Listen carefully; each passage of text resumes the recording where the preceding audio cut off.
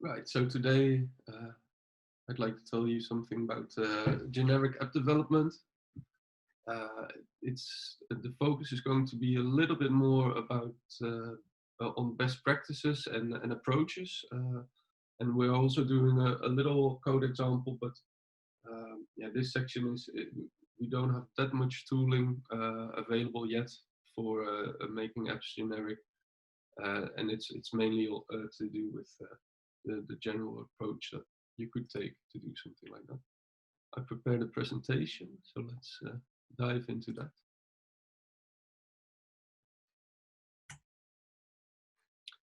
Okay, so as I said, first we will discuss some criteria for generic app development, and also some rules of thumb that you can use and some approaches you could take in general. And then in the second section of the presentation, we're going to dive into two tools that we do already have available now, which is a translations library and a library to interact with our data stores. Yeah, so what actually makes a DHIS2 app a generic app? I think these three criteria are the most important. It should work on all supported versions of DHIS2 core. Can work on any DHIS2 instance and supports any locale. We're going to dive into all of these 3 points a little bit more now. Okay, so about version support. In the core team, we follow the sort of rules that DHIS2 core has made for itself, which is that the current version is supported and the 2 versions before that as well. So currently we're soon to release 2.35, but we're still on 2.34 at the minute. So that means we are personally, well, as a team, as the core team, we are supporting 2.33, 2.32, and 2.34. Having said that, for custom apps, this isn't really a strict requirement, especially because we are going to be moving to the App Hub. And if you deploy an application to the App Hub, you can specify exactly for which versions of DHIS2 core your application is supported. So in that way, you can basically just choose which version you would like to support. But if you would like to build a truly generic app, then I would say try to support at least 3 latest versions, as we all do. So if you would like to make an application that does support these 3 latest versions, then obviously you would start testing against all these 3 versions and see if your app works as expected. You can also, of course, read the release notes of the DHIS2 core to see if there are any breaking changes mentioned that could be relevant for your application. So, and if you do encounter discrepancies in the API, for example, or features that are not supported in an earlier version but are supported in a later version, then there are 2 ways of going about this. I think the first method is the one I would advise you to try and use, and that's just to keep one single code base for your application. For example, just publish the master branch, and handle the differences between DHIS2 core versions in the application code itself. So, for example, I've built the messaging app a while ago. When it was first released, there was no support for attachments, but in later versions, the support for attachments was introduced. So in that app, I can read the system info or the system settings endpoint, and I can find out which version the app is currently running on. And if it turns out to be a version below the version number that introduced attachment support, then I don't render the attachment components, and then make sure that different like put and post requests are updated a little bit. So it's basically the messaging app is one code base, but the behavior differs between versions. The downside of this is obviously that you have to write some conditional code and make, you have a little bit of added complexity in your application. But I think compared to the alternative approach, which is just to start maintaining different code bases for each version branch, I think the first approach is preferred, because considering you can have to support 3 different versions of an app, that means 3 different code bases, and then backporting things, and a lot of overhead. So if it's a simple thing to do, I would advise you to handle it, handle the differences within a single code base. Okay, then there's another thing. DHIS2 instance agnostic apps. What I mean with this is that you could have the same instance version. It could be the same build, so supporting all the same features, but you still have to keep in mind that each instance is backed by its own database. So that means the IDs of instance A won't match the IDs of instance B. So if you have any hard-coded IDs in your application, that means it basically only works on your own instance, and it won't be working on any of the other instances. So that is definitely not advised to use hard-coded IDs. So instead, what you can do is you can either, maybe you can search for a certain entity by name or by other criteria, and set the ID programmatically in the application when it boots. Or you could offer so some additional UI elements in which the user can select certain entities, which are then obviously linked to an ID, and then you can get started with the app. Instead of using a static ID, it's basically an ID that's being set when the app runs. And then, and this is especially useful if the configuration of an application is a little bit more complex. Then it's good to include a dedicated UI for the app configuration. And to do that, you could we have a data store endpoint and a user data store endpoint available on the web API. And we're going to go into more detail about that later, but the main thing is that you can store arbitrary data there that can then be used by your application, and that way you can have a sort of fixed IDs and things like that are specific for an instance that can be used by your application.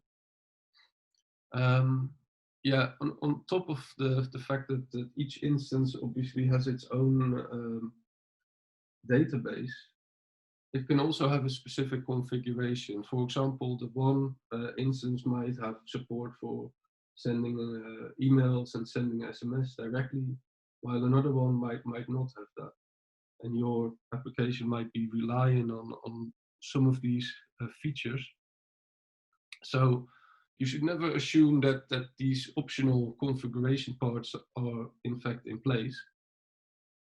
And instead, you should try to find out a way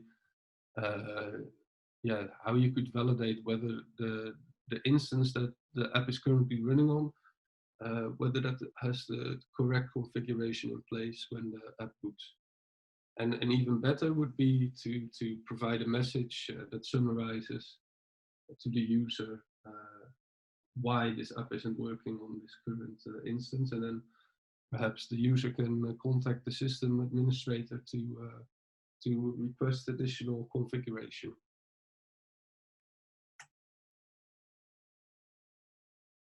And lastly, for an app to be generic, it must have support for multiple locales.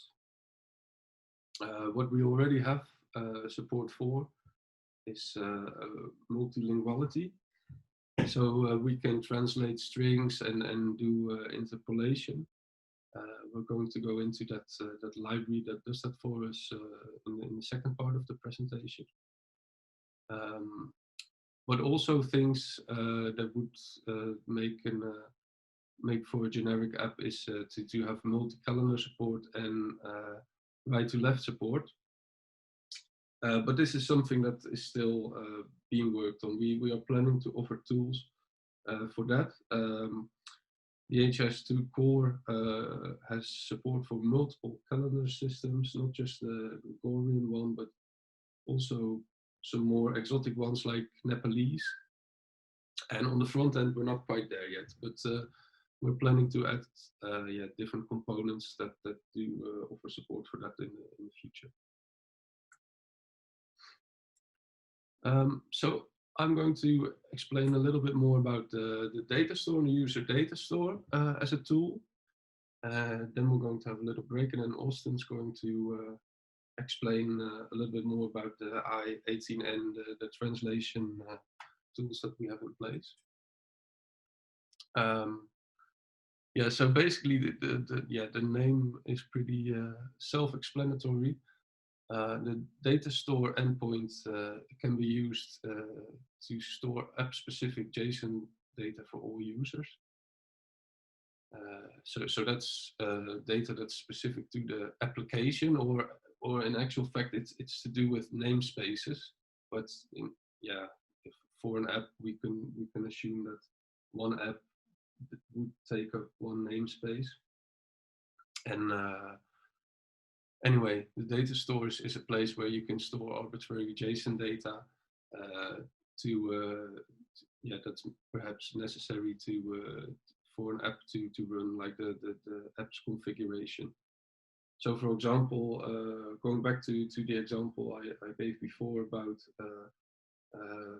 having a custom configuration user interface in place, that would probably be some sort of form, and then from that form you would probably post to the data store, so that the next time the app boots, the app will fetch the configuration from the data store, and it won't have to offer that configuration user interface again. Similarly, the user data store also works based on a namespace, but within the namespace you also have a user ID construct. So that basically means you can store user-specific data for a specific application in the user data store. So that could be just if your app offers some form of user preferences, then that would be the ideal place to store that. And we have a tool for that available, the HS2 App-service-datastore package. It's still a work in progress.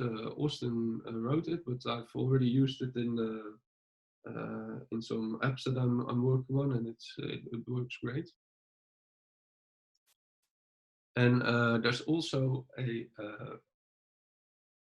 application available in the HS2 core where you can do these things. I'll try if I can show you that as well. Okay, that's this app. Here you could create a new namespace.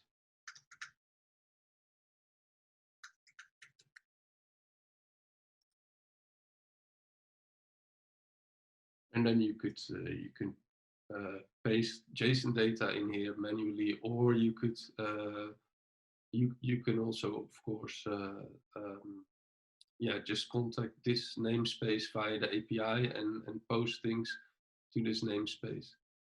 But yeah, if you would like to do it manually, you can also interact with this these type of with the general data store menu via this application. It's called the Data Store Manager. Let's go back to presentation mode. Okay, this is a brief overview on how to use the app service data store. Just a couple of examples. Since this repo is still a work in progress and there isn't any documentation readily available, we're not going to do any coding exercises on this. I'm just going to show a couple of examples in this presentation. Oh yeah, sorry. To install, you can just yeah, if you use npm, you'd have to use npm install, but with yarn, you'd say yarn add and then the package name. And then you can start importing the data store provider into your application.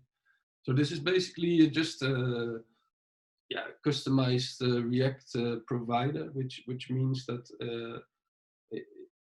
you should place it basically in your application root and wrap everything in it, and then all of your components can make use of the hooks that are accompanied by the data store. That are also exported from the App-service-datastore package.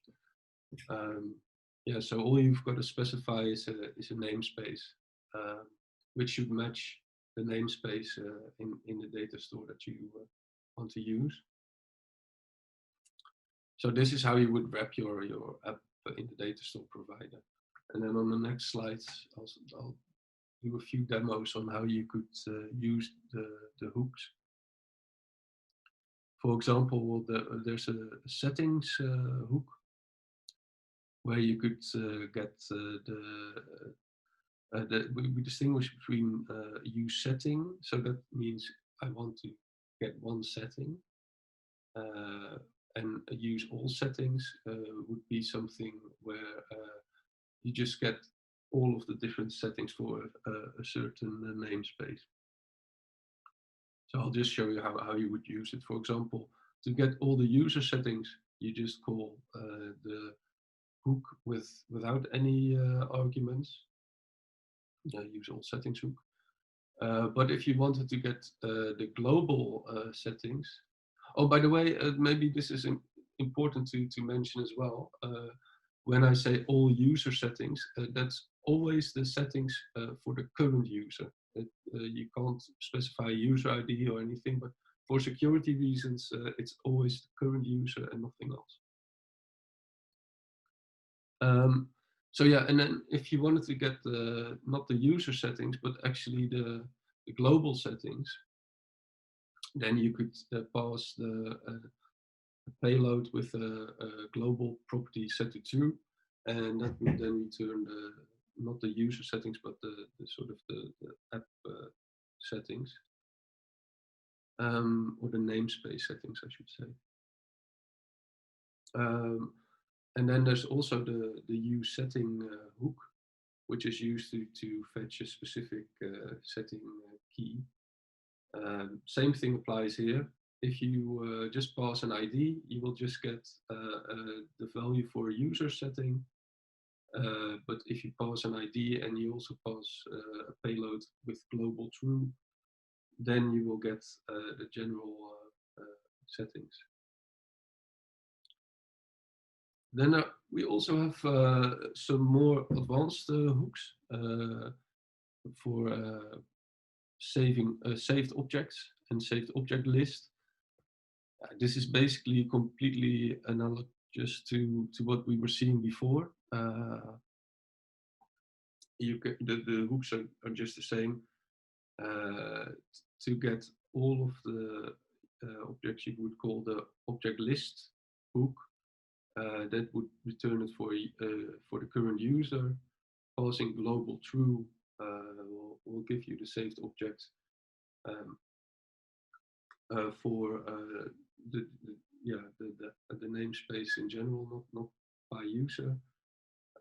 Yeah, and then the use saved object hook works the same as well. You always pass an ID, you get a specific key back, value back for that key, and then if you pass global true, same thing applies, but then it's not a user specific setting, but a global setting.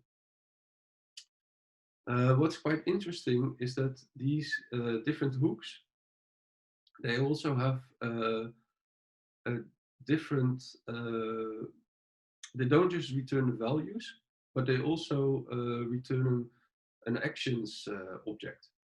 And in actual fact, these actions are slightly different depending on what you are using at that moment in time. So when you use the use settings and the use all settings hook, you only get a set method, and I believe if you use the use all settings, you also get an add, but I'm not 100% sure actually. But interestingly, the saved objects, if you request a single saved object, you will get saved object actions, which include a replace, a remove, a share, and an unshare method. So you can do quite a lot with these. Similarly, that goes to the use saved object list method, where you can also do different types of mutations.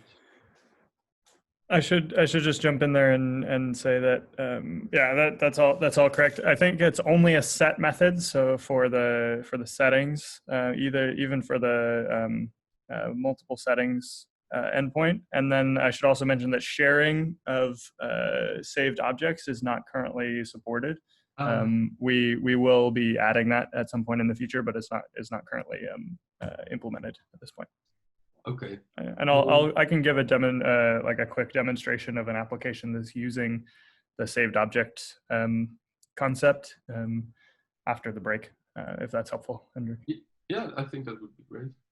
Cool. Yeah, and I think it's a good time to jump in, because I think now we can take a small break, and then you can take over with the I-ATN part. Sure, sounds good. So we'll just take a quick 5-minute break. Feel free to ask any questions and explore the documentation if you're want to really gung ho to keep looking at things. But then we'll come back in about 5 minutes and we'll talk about a little bit more about some of the saved objects concepts for the data store, as well as ITNN and translations after the break. Thanks a lot, Hendrik. That was really great. All right, thank you. Cheers. See everyone in 5 minutes. Okay. Useful. Thank you. Thank you. We will talk a little bit about the last topic that Hendrik mentioned, which is something called saved objects, which may not be immediately clear to everyone what that means. What is a saved object? How do I use it? Why would that be useful for my application? So I'll cover that a little bit and show some examples of both settings as well as saved objects in the DHIS2 applications. So to start with, I will share a little bit. Let's actually go out of this. So here,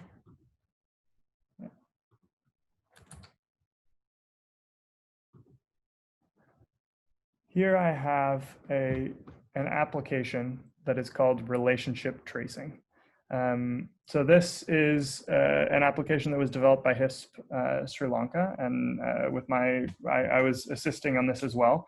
And basically this uses the concept of saved objects, which is the last thing that Hendrik went over, to allow you to create new visualizations. This is basically a custom visualization app for relationships, particularly applicable to COVID-19 contact tracing.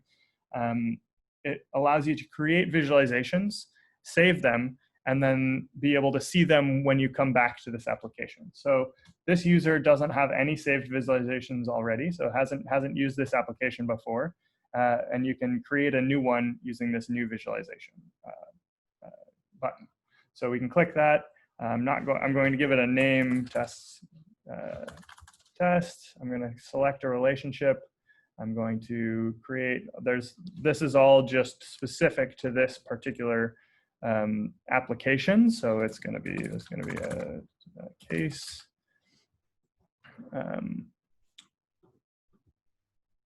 Yeah, and then this is going to be a contact. This is specific to this application. It's not something that you really need to care about. But basically, we're going to map the relationships from cases to contacts, hiding relationships.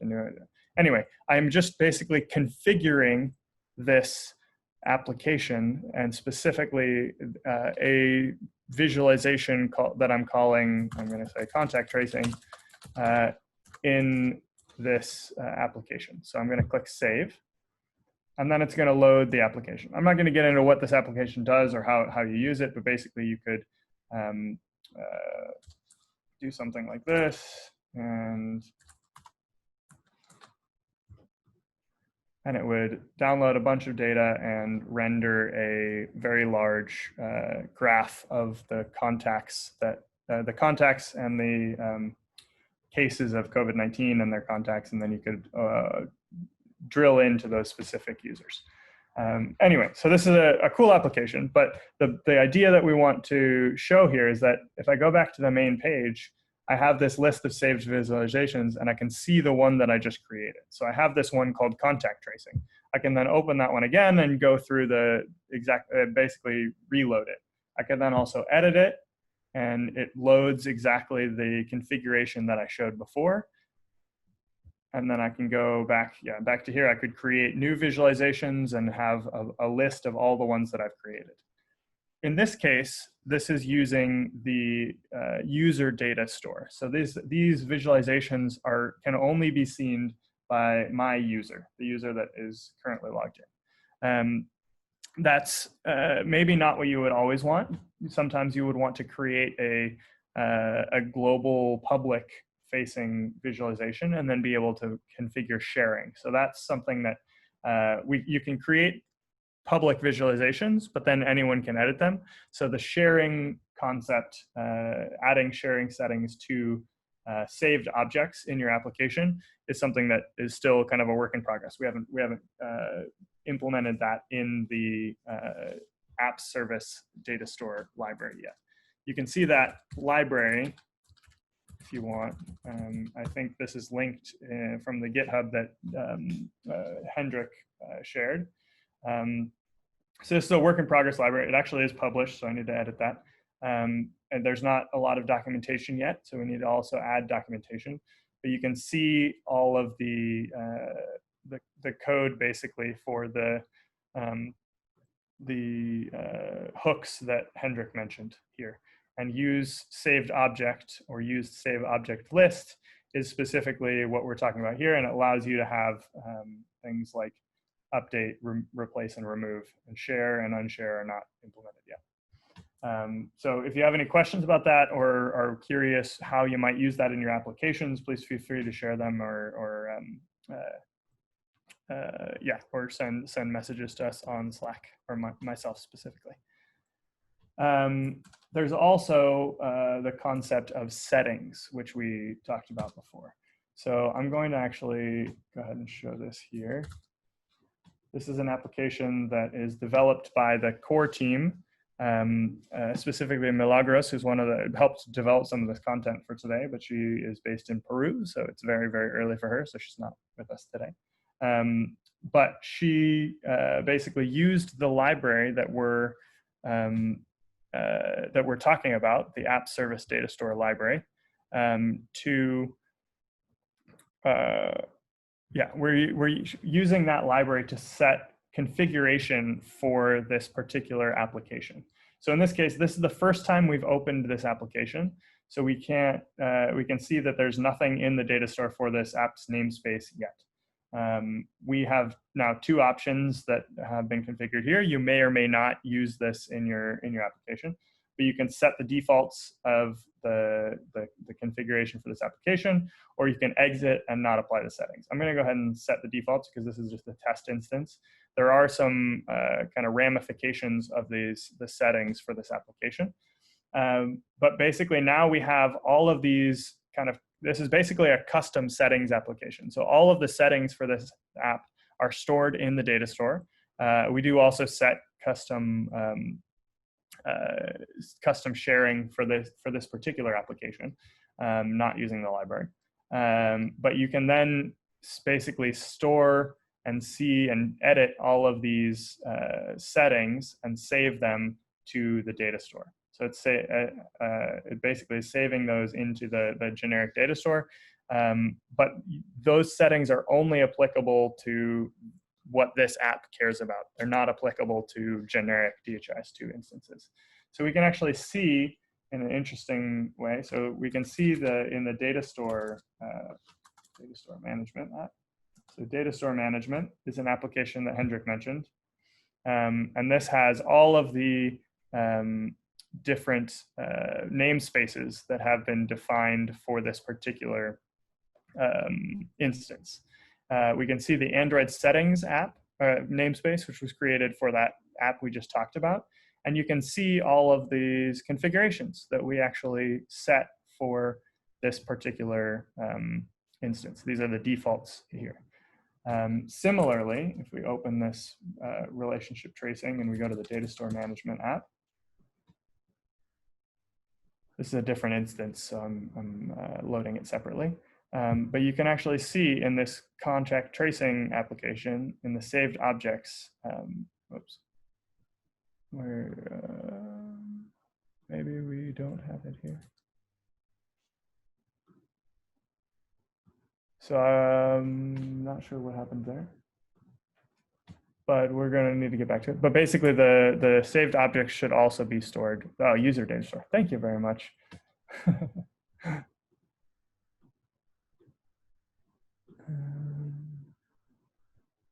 So this is showing the,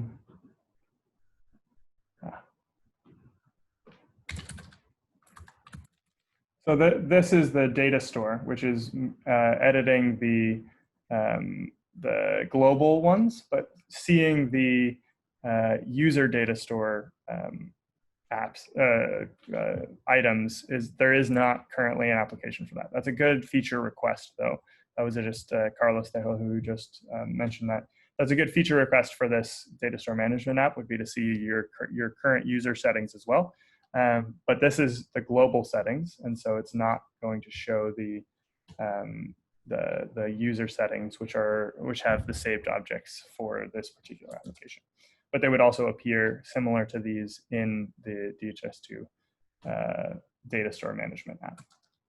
Anyway, just wanted to give a quick kind of overview of what settings might look like, what saved objects might look like, and how you might use them in an application before I move on to translations, which I will now cover. Here we are. Present.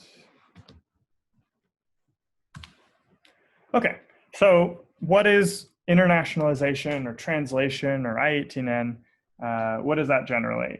Hendrik covered it briefly. I-18N stands for internationalization because there are 18 letters between I and N in the word. So it's just an abbreviation of that.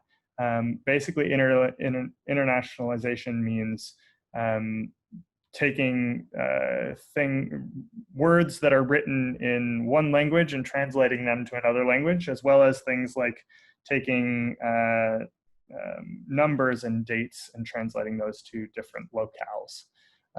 As Hendrik mentioned, basically what we support today is translating of strings or text between different languages, as well as a little bit of date manipulation in terms of how do you display a date in a particular language.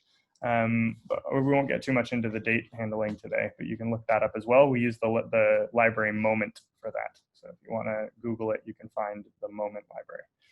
So what does our implementation of I18N or internationalization do? Basically, it does a few things. So it during the build process of your application, it scans all of the source code files, finds any strings that are tagged as internationalized strings, and puts them in a specific file called en.pot in the I18N library or directory. It then allows you to translate those strings into other languages in similar files in that same directory, and then generates more generates actual code to translate those strings on the fly when you load your application based on the locale of the user that is currently logged in. This is how you would do that in a application that's not in the using the application platform. However, if you're using the application platform, all of this is done for you. So you just need to run yarn start or yarn build, and everything will automatically happen. If you're not using that, you have to have some extra steps and use some different tools here as well.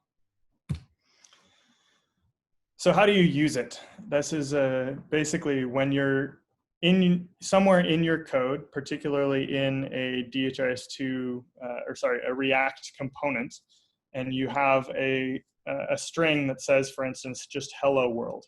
So if we had this, just the string hello world, and we were rendering that or submit for a button or something like that, it wouldn't necessarily, it wouldn't necessarily translate that automatically. So we add this function call at the beginning called i18n.t, which is translate. And then we pass that the English version in this string. The i18n variable comes from the package at dhis2/d2-i18n, which you can import into your code. And then what the platform will do is, now that we have i18n.t with this English string, it will pull that out into another file called en.pot and let you translate it. You can also do some more advanced things we're using a library called i18next under the hood, which you can look up if you want some of the more advanced features of this functionality. But some of the things you can do is interpolation. So in this case, we have an English string which has a number in it, and that number is dynamic. It might change based on some other property of the component or a state or something like that. And so we don't want to translate that string with every single possible number that could be in there. We don't want to say, hello world, we are 1 developer, hello world, we are 2 developers, etc. And to do that, we want to do, we can pass what's called interpolate a variable into this string. So we still call i18n.t, we pass it a string, but somewhere in that string, we have a name of a variable with 2 curly brackets on each side. So hello world, we are this interpolated variable, 2 curly brackets, number of devs, 2 more curly brackets, developers. And then we pass a second object to this i18n.t function, which has the variable name is a field of that object that we're passing to this function. So number of devs is evaluated to 30. And now when we translate this string, the translator will see number of devs as a variable and can translate that and put it in the right place based on where whatever language it is. So if it's in Arabic, it will be in a very different place in the string than if it's in English or in French, for instance. Similarly, you can do pluralization. So we saw, like in this example above, you might have noticed that when I said we are 1 developer, developer actually changes in that case. So instead of, we actually need to translate this in a different way, because we are 1 developer and we are 2 developers actually changes the word developer. And this is even more complicated in a lot of other languages, which probably people on this call are more familiar with than I am. But for instance, Arabic has multiple different variants of words based on how many things you're talking about. If it's 1, if it's 2, if it's 5, if it's 10, etc. So to do that, there's a concept of plurals, which lets you do exactly basically what you're doing. So in addition to count, which is the interpolated variable in this case, we can also have a default value for a single and default value for plural in this case. So in this case, count like. So that's if this is singular, if there's only one like, we'll say one like. If there are multiple, more than one, we say blank likes. And you can look up in the IIT Next documentation, you can also do this with all the different variants of pluralization for different locales or languages. I'm not going to go into that in too much detail, but you can look it up on the IIT Next documentation. So a few things that are kind of gotchas that are important to remember in D2-ITN. Specifically, you can only have one instance of the library. So this basically means that you need to check the dependencies of your application to make sure that only one copy of this library exists in the node modules folder. If multiple exist in node modules, then you might end up with issues because you have basically you have multiple copies, and some of them have some translations and others have other translations.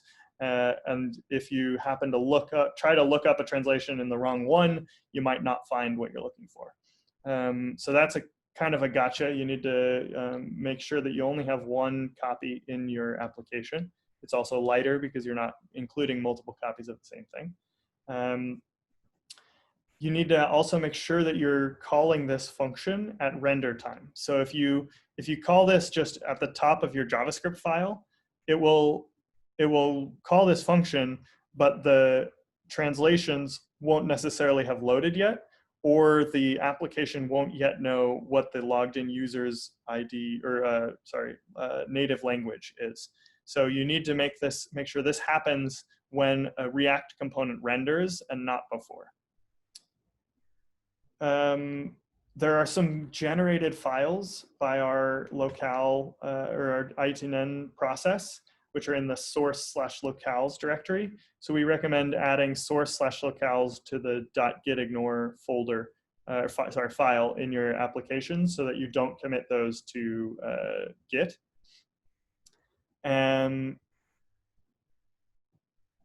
Yeah, so multiple versions of dependencies with translations. So sometimes you might end up with multiple copies of a single dependency. If each of those has different translations, you're going to end up with issues because they're going to overwrite each other.